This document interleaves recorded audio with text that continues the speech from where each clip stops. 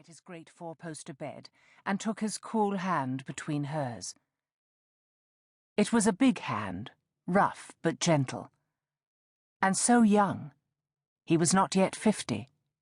His hands were too young, his body too young to die. Ellen lifted her father's hand to her cheek. He seemed small now, insignificant, framed by the heavy brocaded bed curtains and quilted linens. He smelled of shaving soap and the polish of the broadsword he had lifted to the English, thus winning back his blessed Dunblane, and all of Scotland in her eyes. Now, a little more than a month after the triumphant battle at Bannockburn, he was dying of a thigh wound that had seemed a trifle at the time. But the wound had not healed.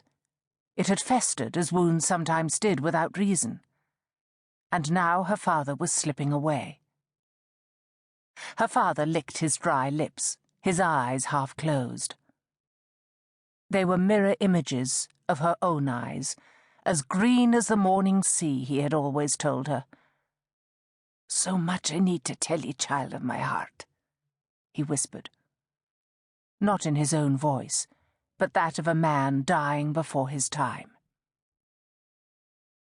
Ellen wanted to assure him they could discuss such matters later, but both knew how near his time truly was. There would be no later. She drew closer so he would not have to strain to speak. I listen. First, your sister. The arrangements have been made. She is to marry her cousin, come Michaelmas. She will be provided for. Happy, I pray. Ellen nodded. Sweet Rosalind was all she was not. Tiny, pretty, well-versed in needlework and weaving, she would make a good wife and mate to young Robert. I will see her wed.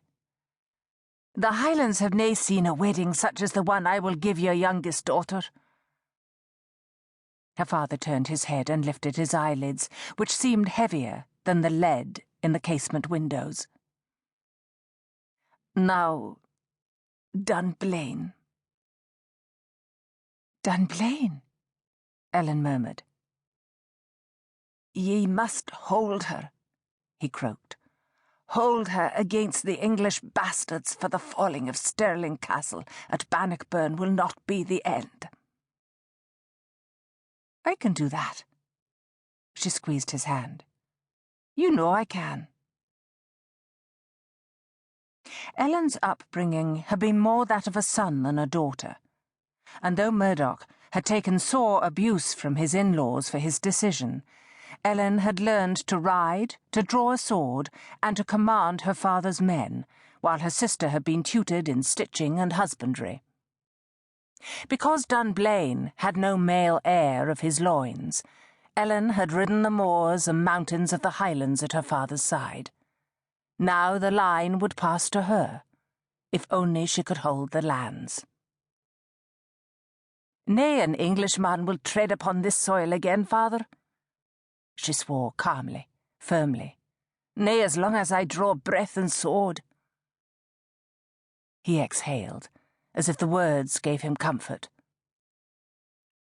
And the North Woods, he whispered. She leaned closer, his words difficult to hear. The North Woods?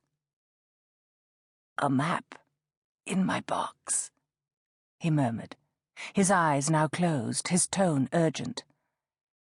I must have my box.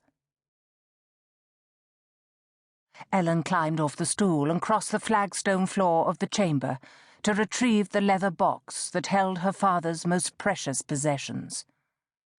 This tooled leather box was Dunblane. You must petition the Bruce, our king, to have it returned, he continued. Rankoff has nae claim to it. Ellen returned to her father's bedside, the box cradled in her arms. She knew Rankoff and Dunblane had been fighting over the woodlands that bordered both properties for more than a century.